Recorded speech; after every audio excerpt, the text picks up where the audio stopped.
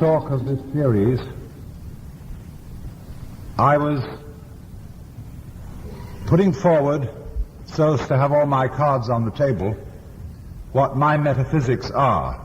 That is to say, what are the basic assumptions from which I approach this question.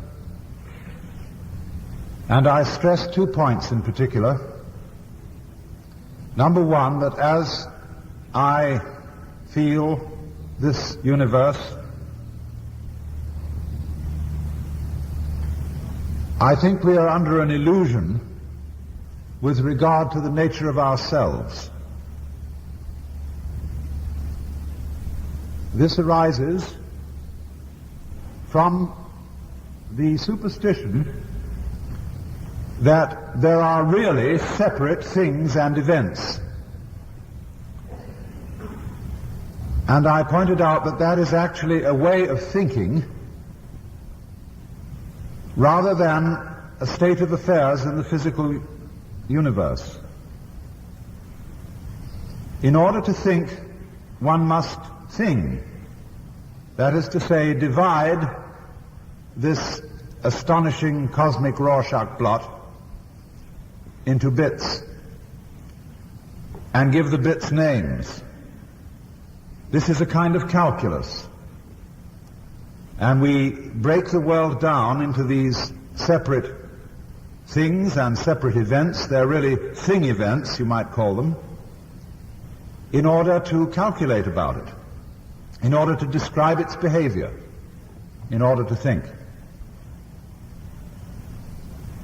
But just as something that costs $5, if you buy a loaf of bread or let's say it wouldn't be $5, let's say 50 cents. It isn't 50 separate things that you buy, although you pay 50 cents for it. And so in the same way, when we talk about the multiplicity of things in this universe, this is just a way of measuring it with words as you measure the value of something with money or the length of something with inches. But we are so accustomed to, so I would say hypnotized by the usefulness of thought, that we come to imagine that the way the world is thinked is the way it's thinged, is the way it really is. But I rather see it as a continuous process, a single vast field of activity, a single pattern, of which every single one of us is an expression. But when you think about, say, a series of events as being separate events, it's the result of a kind of myopia. If you watch through something going on through a narrow slit, you see the event broken down into bits, and you see bit following bit, whereas if the crack were enlarged, you would see that the separate bits were all one event. So in much the same way, our custom of attending to our experience with concentrated attention cuts it down into things we call separate events. The other basis of my metaphysics was that we tend to ignore the polarity of the world. That is to say, to use a simpler word, the go-withness of things and events. That just as in a series of waves, to have a complete wave, you must have both a crest and a trough. You can't have a half wave. Half waves are never manifested in this cosmos. Just as you must have the crest and the trough, so also there is a go-withness of subject and object, self and other, and of course those great fundamental physical polarities, being and non-being, solid and space, light and darkness, life and death. But when this is not perceived, when we are not aware of the total unity of the world, of the fact that one's actual self is not something in the world separate from it, but the whole works. And when you're not aware that self and other go together, inside and outside, in such a way as to constitute one total body, then because of this feeling of separation, of not really belonging, we feel alienated from our total environment and from other people, and so act towards it in a predominantly hostile way.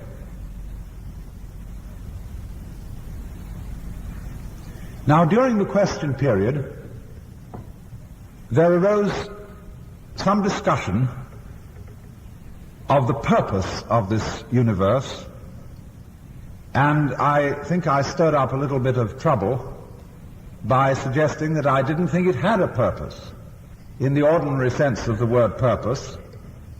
That is to say, action directed towards a future, striving for a goal. I felt rather that the design of the world was playful as distinct from purposive. And furthermore, therefore, that being itself, existence, is not fundamentally and finally serious. Of course, you see, if you really believe that you are this lonely little separate being, confronted by a world that doesn't give a damn about you, and is mostly hostile, then it is pretty serious. You're in a trap, man. But one might ask in conventional Christian terms, if there is a God, is God serious? And one would say, I hope not.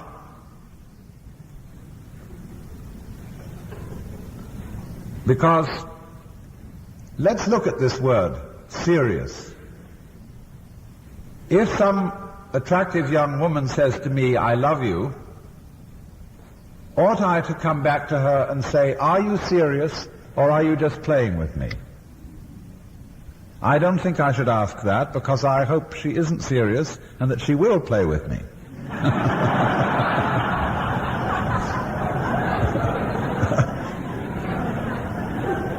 I don't really go for serious girls.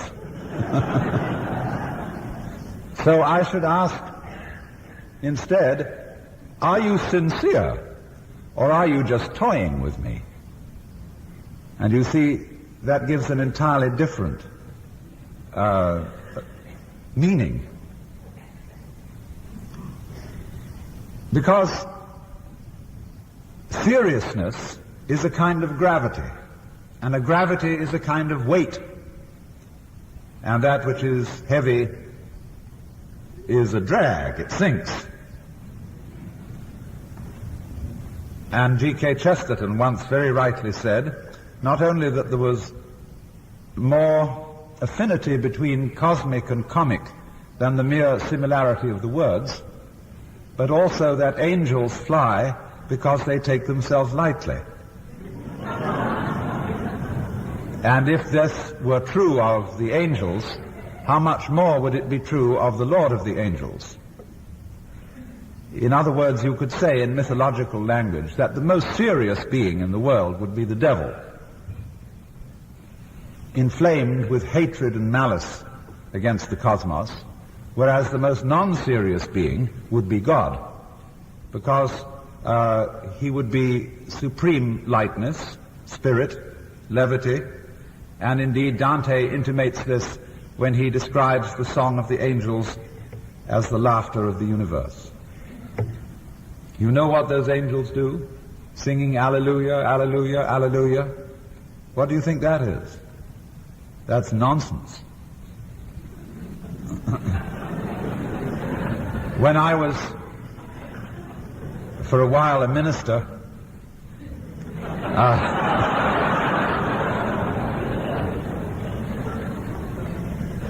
I used to tell the students, I was a university chaplain, and I used to tell the students that we were going to have a celebration of the Holy Communion on Sunday at 11 o'clock.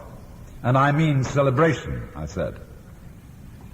Don't come here out of a sense of duty. If you do, you're a skeleton at the feast, and you better stay in bed or go for a swim or something. Because here, in celebrating the divine mysteries, we are going to join the angels in making celestial whoopee.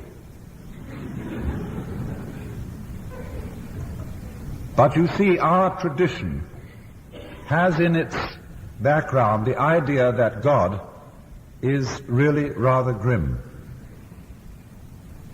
And you must, so many of you have picked this up as children. Children are very sensitive to what I call the aesthetics of religion.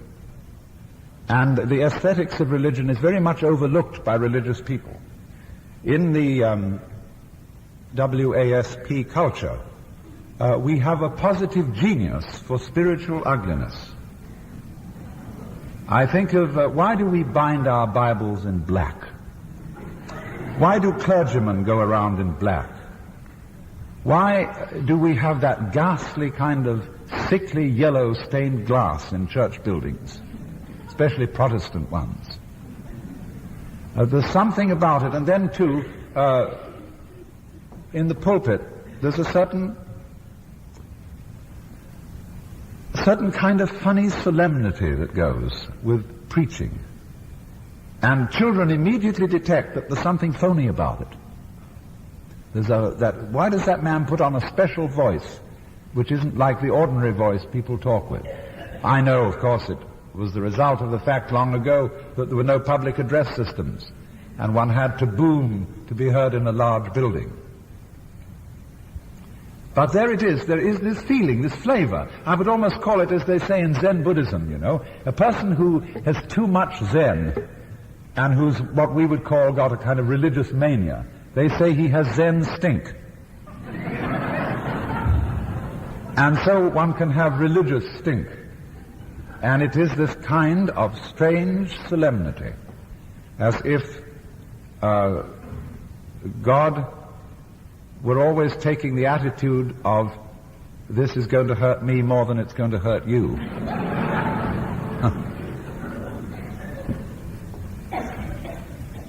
And so, because of the influence of these images upon our thinking, and you know, images have an extraordinarily powerful influence on us. They are much more powerful than logical ideas. You can firmly believe with Paul Tillich that God is simply the ground of being, or with St. Thomas Aquinas that he is necessary being, or with F.S.C. Northrop that he is the undifferentiated aesthetic continuum.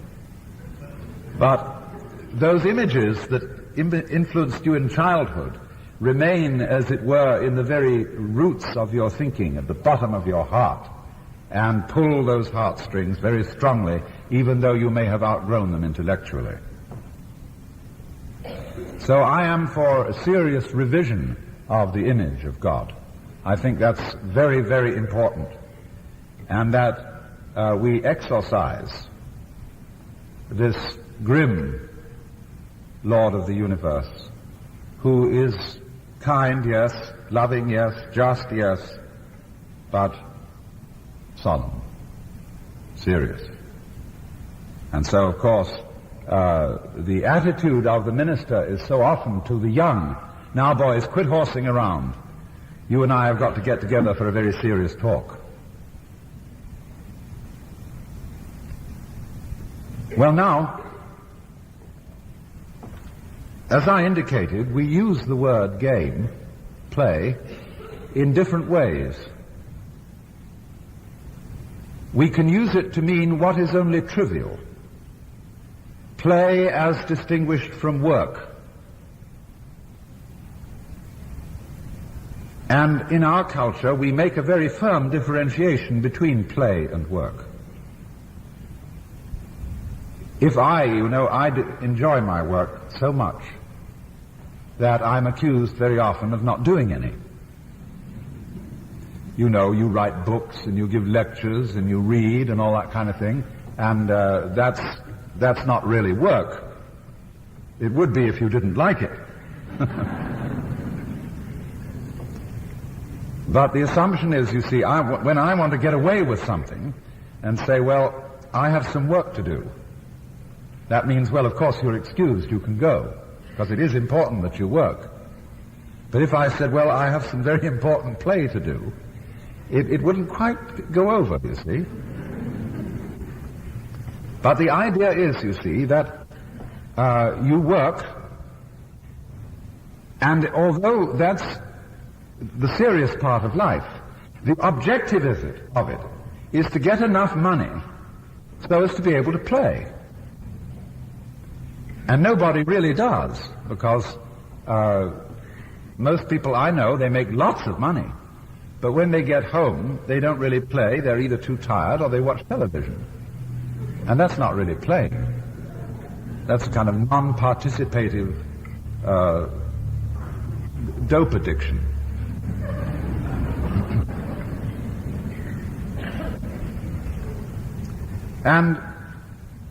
But the other thing is that the reason why we don't play is that we believe playing, we can do it just so long as it's good for us. In other words, play is called recreation. That is to say, what gets you in a fitter condition to go back to work. See, work is the objective.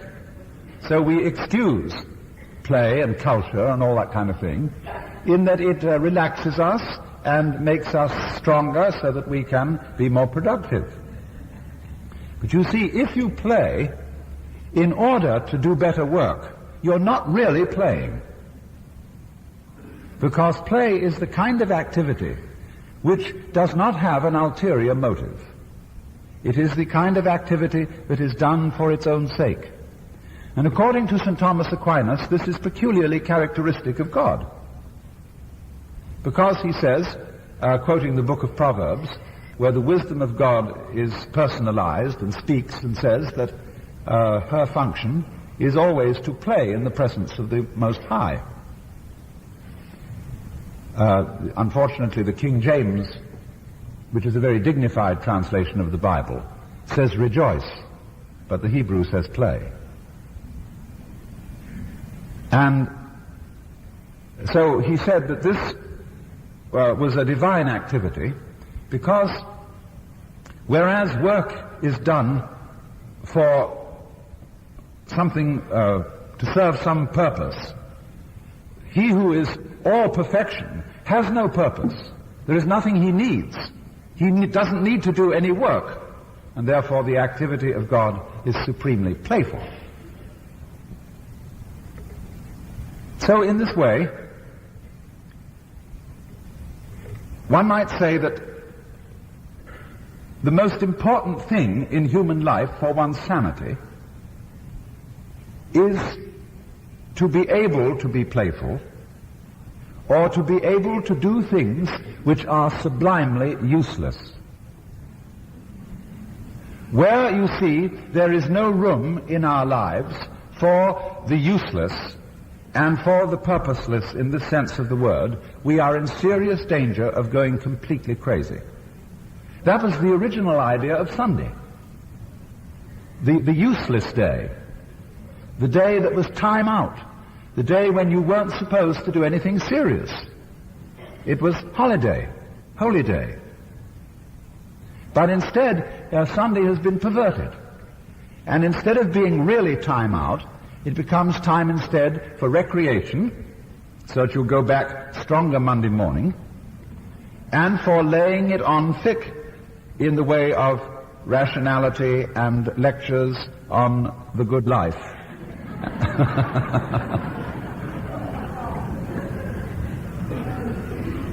So you see, there's a little paradox here.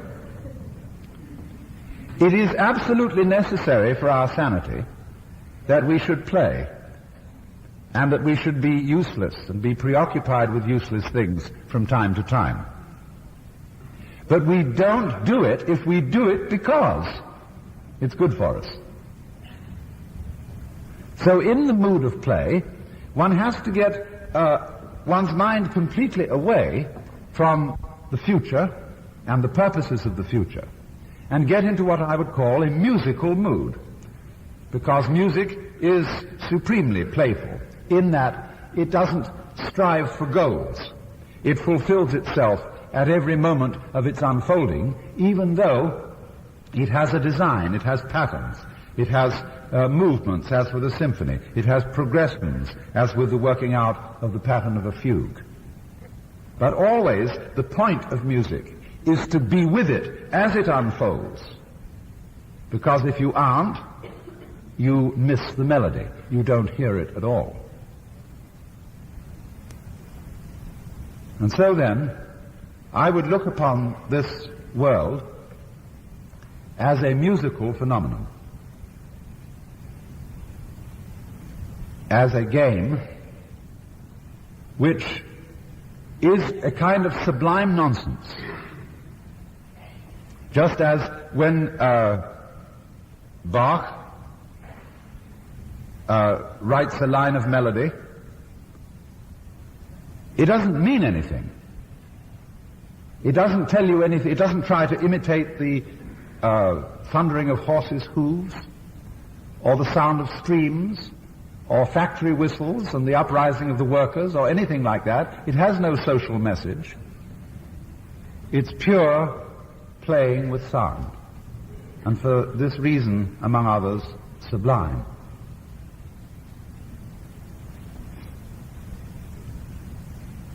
So then,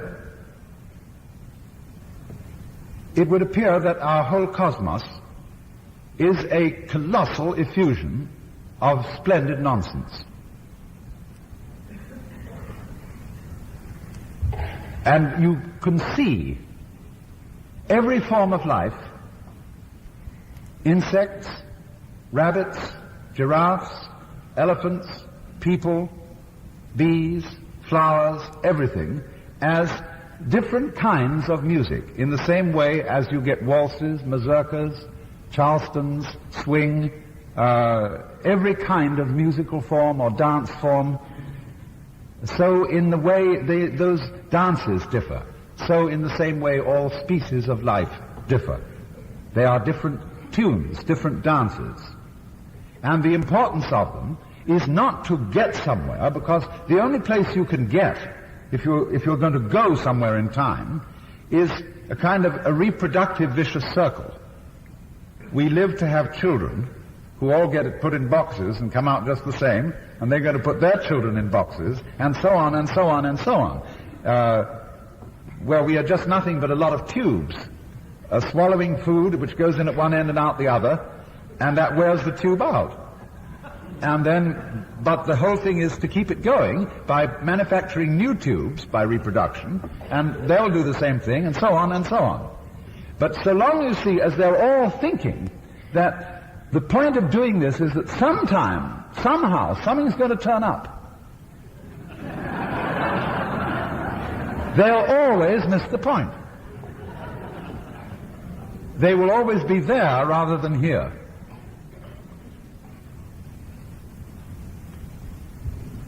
It's very funny to come to California, you know, when you've lived elsewhere, and it's been an ideal, and suddenly you wake up and you realize you're there.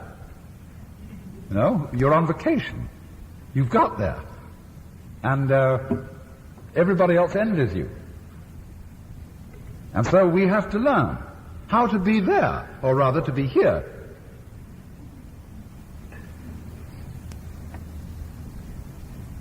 Of course, it is always possible to construe the thing in another way, and to say, yes, it may be a game, but it's a ghastly game, it's a grim game. It's like a child who's caught a fly alive and is picking the wings off it. The universe is that sort of scheme. It's a trap. It's a thing that gives you hope. It's always dangling possibilities in front of you to keep you going, but then it grinds you up.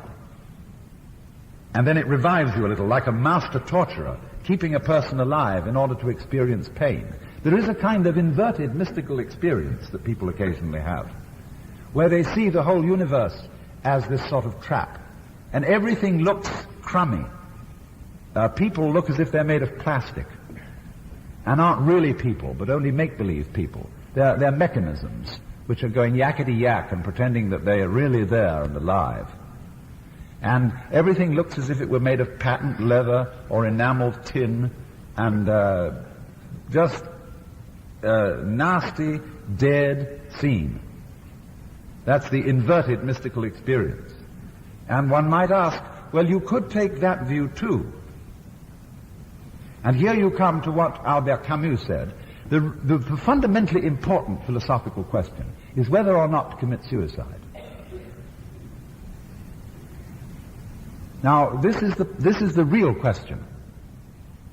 Is the game worth the candle?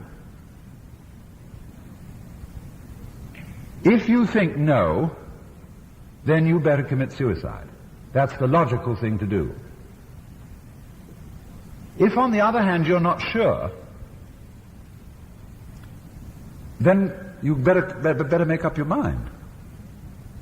Because if you're going to go on with the game of life and not be sure as to whether it's really worth going on, you'll make a mess of it. That's quite certain. It's like doing something evil, like telling a lie. If you're going to tell a lie at all, you have to make it stick. And so make it good. Don't wobble when you lie, because someone will find you out, and it'll all fall apart, and it'll be worse than if you never did it. So if you make up your mind that you're going to do something evil, you have to have like a golf swing, follow through. And so in the same way with going on living at all, if you're going to gamble, gamble. And so either suicide or gamble seem to me to be the great alternatives of this life. And what will the gamble be? The gamble, or the gaming, has to rest on the assumption that this game is superb. No other assumption will work. If I may put it in another way, the game is to be trusted. The universe, you yourself, it is fundamentally to be trusted. And this is the act of faith which underlies all gambling. Because if you don't make that assumption as absolutely basic, the game will not work. Now this is where one must consider game theory in relation to ethics. What are the characteristics of a workable game? A viable game, as biologists would call it. A game that is worth the candle. First of all, the game must involve an optimal combination of skill and chance. Or we might say order and randomness. Where a game is pure chance, it loses interest. Let's just think of tossing coins. The chances are 50-50 always, that it will be either heads or tails. And this becomes very boring. One wants to cheat a little to liven it up, and so introduce a bit of skill. But where a game depends on pure skill, and especially a very complex kind of skill, it becomes too tiresome. So you could put at opposite ends of a spectrum of games, say tossing coins or tic-tac-toe or something very simple, which is mostly chance, because tic-tac-toe, when you know how to play it, reduces itself to that you either win or draw if you get the first move. At the other end of the scale, a highly complex game like, well, I've suggested three-dimensional chess, but just imagine three-dimensional Go, where you would play on 8 boards to give yourself a cube to play in, or whatever number of boards. Go would be more than that, wouldn't it? But you would be in such a complex thing that you'd just lose track of it. Eventually, the game would just become totally confused for most people. So we get optimal games in the middle, like bridge, or poker, or checkers, or chess, where there is this interplay of skill and chance. So we look for this optimal point, where there is a risk, there must be a risk, there must be chance, it mustn't all be predetermined, because any game where the result is known is not worth playing. That's to say, when in chess the players suddenly realize that white is going to mate in 5 moves, they abandon the game and say, let's begin again. And so in life, that's why a lot of people don't like going to fortune tellers. They don't want to know the future. If I know exactly what's going to happen to me, in a very real sense, I've had it. So let's finish it up and begin again, turn in the check. You see, the whole fun of the situation of a game is that you don't know the outcome. And that's why it's worth playing. So then, this is one characteristic of a viable game, a certain combination of skill and chance. Now there's another, which is of a much more ethical type, and that is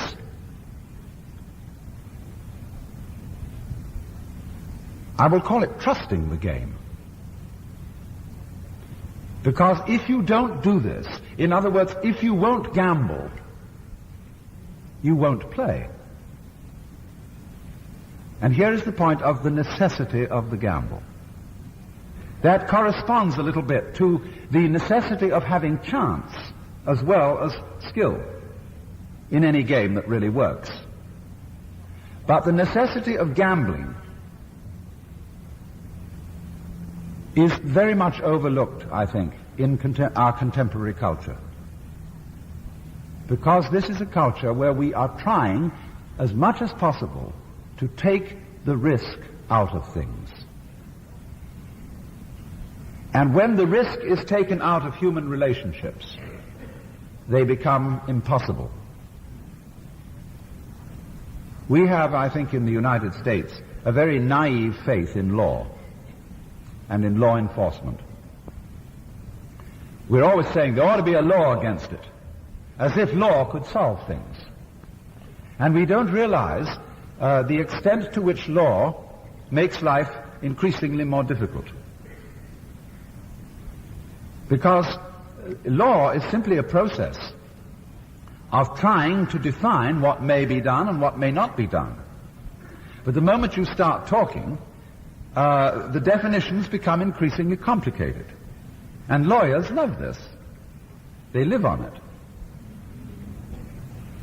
So it's always an interminable discussion of what did they mean when they said that? What was the intent of this law? And as laws multiply, with the avowed object of protecting us from each other, they do not so much succeed in protecting us as they do in making it impossible for us to act. And so the ultimate police state is, of course, the safe state, the security state, where everybody is checked. And you see what this is? Mechanically speaking, it's a system of very elaborate self-consciousness. See, when you get self-conscious and you watch everything you do, because you're anxious about making a mistake, you'll find in that you're all tied up and you can't act. So in exactly the same way, a community of people which is always watching itself through its agents, so that in a Nazi state, there are not only the ordinary policemen on the beat, but there's a block captain for every area, and there's some kind of a sneak or a traitor who's going to inform the authorities everywhere, you see, hidden. So this community is watching itself all the time, because it's a community that doesn't trust itself. And a community which constantly watches itself is like a person who's always watching himself and holding a club over his head to go clunk the minute he might be in danger of doing something wrong. And so this person is like this. If I say now my right hand is my main active hand, and but I don't know whether I can trust it. I don't know what it's going to do. So I've got to keep control on it with my left hand. See? So always the left hand is controlling the right hand. Whatever, if I want to pick something up, the left hand will have to push the right hand down and squeeze the fingers together and then lift it up so that it will come up. See, I've lost a hand by doing that. And so in exactly the same way, when any community of people is founded on mutual mistrust, it sort of loses half of itself. It becomes clutched up. It becomes paralyzed and unable to move. So the basis of any community, and thus the basis of any game, is the act of faith that I will gamble. I will bet my life on this scene. And you see, that also is fundamentally not only the attitude of faith, but it's the attitude of love. Love is self-giving. When you love someone, say you fall in love with a member of your opposite sex or whatever, and you got mixed up with someone now, you've really committed yourself to heaven only knows what. Because love is a letting go of direct control. And you might say, going back again to the Christian images of God, that God creates the world by constantly disappearing, giving himself away. The Hindu would agree with this too. That insofar as everyone here is God in disguise, but doesn't know it, this is because you, as God, are constantly giving yourself away to you. And feeling lost, how did I get mixed up in this world? Well, unbeknownst to myself, I made a gamble on being this person. And so this giving of oneself away is what's called a divine love. So then, in playing the game, if you don't make the assumption that I can let go of myself in the act of faith and in the act of love, you may just as well commit suicide right now. Because you can't play it on any other basis than that. Any attempt to do so will merely make the whole thing clutch up and become insupportable, and will in any case be suicide. See, when we get the ultimate weapon, with which we know we can be safe because nobody else has it, just because we wanted to get that ultimate safety and get that ultimate weapon to defeat our enemies, it will be suicide.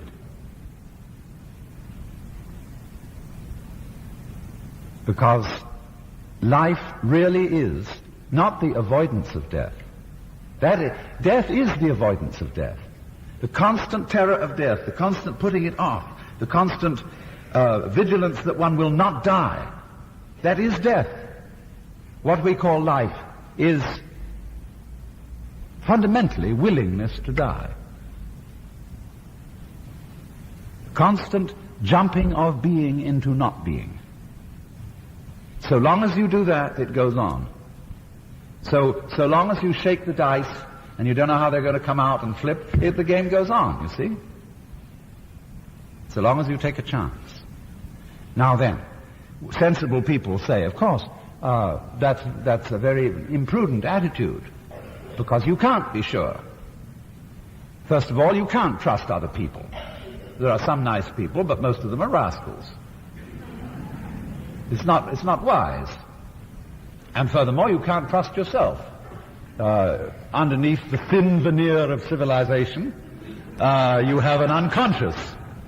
And as Freud has told us, this unconscious is libidinous.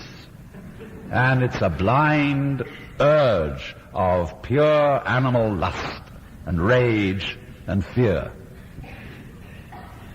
And so watch out for yourself. You're a dreadful animal, only just barely disciplined and fit to be human. Now, it's true, of course, that a lot of people can't be trusted, and that so far as oneself is concerned, every one of us has in us what the Hebrews call the Yetzer Hara. They say that God made it and put it there.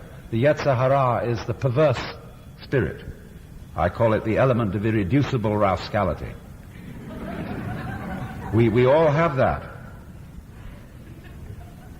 But in the wisdom of that great moral philosopher Confucius, he included this element of rascality in his definition of human-heartedness.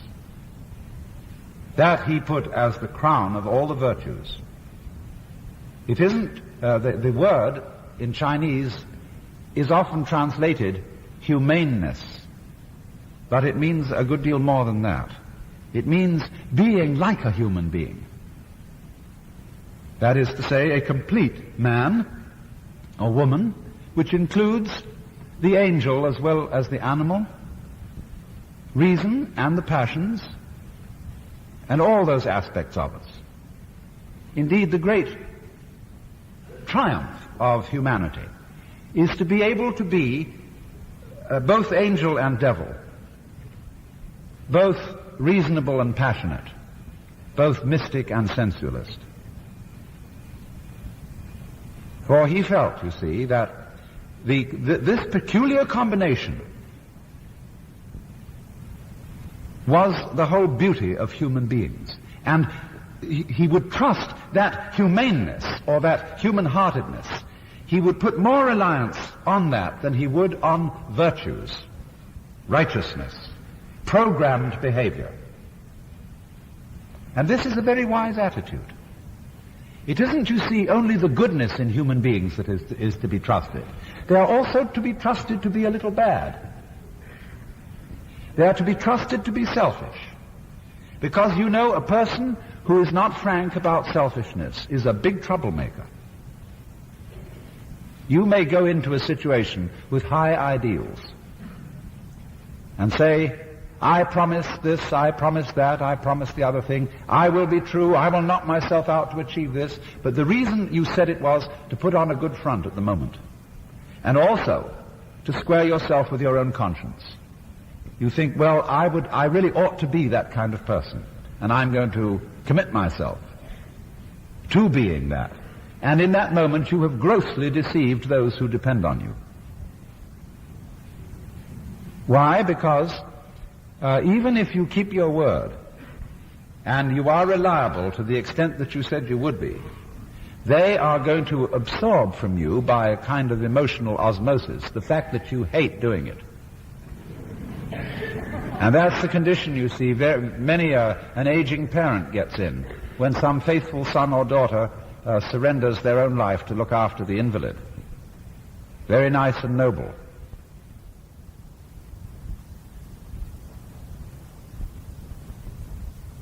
Ethics by Alan Watts. To be selfish to a certain extent, and you should, for yourself, be selfish to a certain extent, and make it very plain to others what your wishes are. One of my best friends is a woman who is invariably outspoken, and she is nobody ever treads on her, nobody ever presumes on her, because she doesn't let them. She says, it's inconvenient for me to have you for dinner or to stay or whatever, I've got something else to do. But the result of this is, I'm very fond of her because you know exactly where you are with her. You don't worry about, am I imposing or anything like that. You can't impose on her.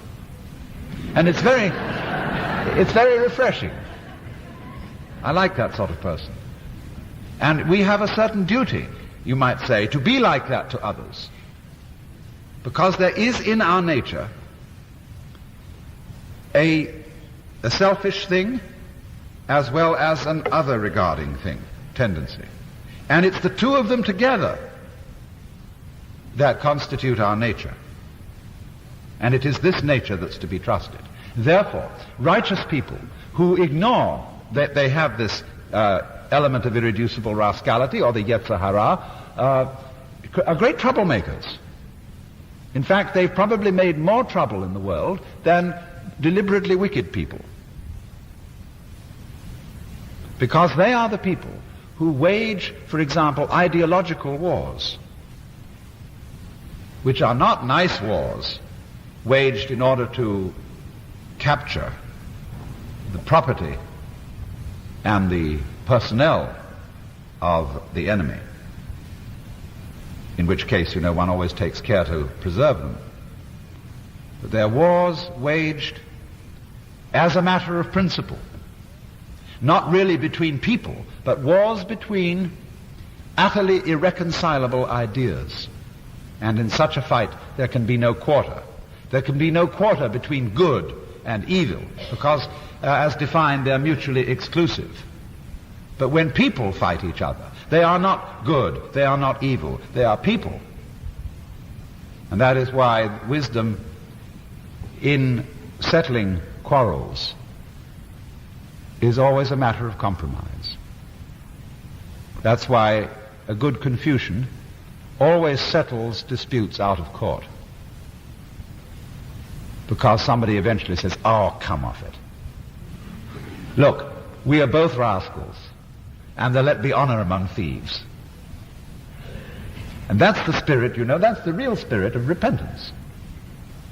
Not that you say, some idiot notion that you're going to turn over a new leaf and kid yourself into the idea that you'll never do a thing like that again. You know very well you will. True repentance is to admit in all humility, that you are not a saint. And therefore you better not go fooling people that you are, because they will rely on you and then be disappointed. So then this is basic trust in yourself, not as a integrated, mature person, not as a responsible citizen, but as a human being, with your light side and with your dark side, with your outgoing affection as well as your ingoing self-affection. Both must be there. Now, you see then, because of this, as I said, there will always be the risk that although you gamble, you may not always win. In fact, you may lose your shirt. But that's the risk one takes. Life is taking the risk of death. And if you don't take it, you don't go anywhere. You don't even step into your car.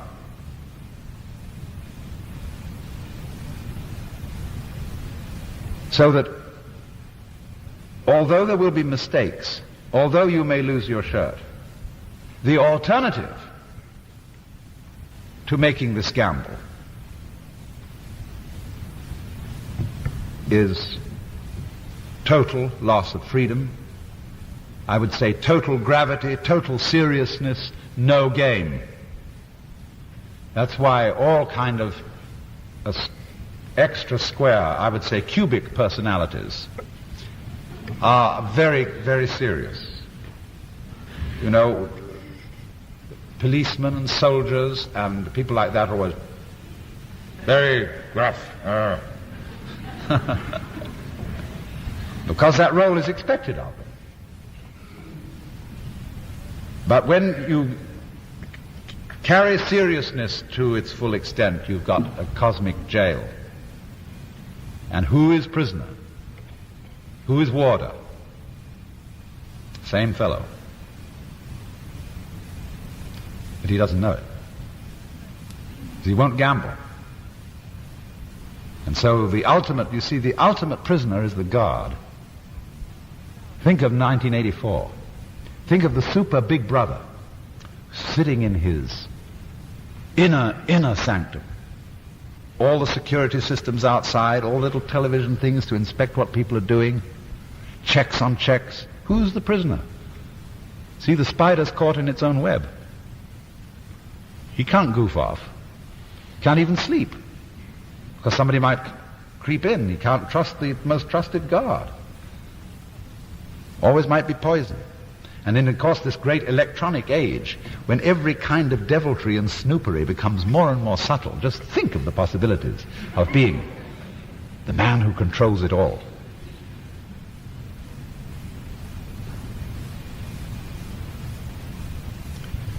Now,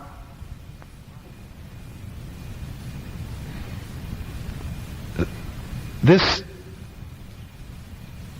also implies that in behaving with each other, in making the gamble, in playing the game of existence, there must also be rules. There is both order and randomness. But you see, the difficulty is that our attitude to the rules of behavior is rather curious. We tend always to derive our game rules from the past. We tend to be uninventive and uncreative in thinking about the rules of the human game, and refer back, say, to such an ancient Bronze Age document as the Ten Commandments. Here was a set of game rules for a certain kind of society, but there's somehow the idea, you see, that this set of rules is sacrosanct, or whatever other set of rules, it might be the laws of Manu or something in India, but always the idea that there is a right way to live, which is somehow laid down like tram lines. There was a young man who said, "Damn, for it certainly seems that I am a creature that moves in determinate grooves. I'm not even a bus, I'm a tram."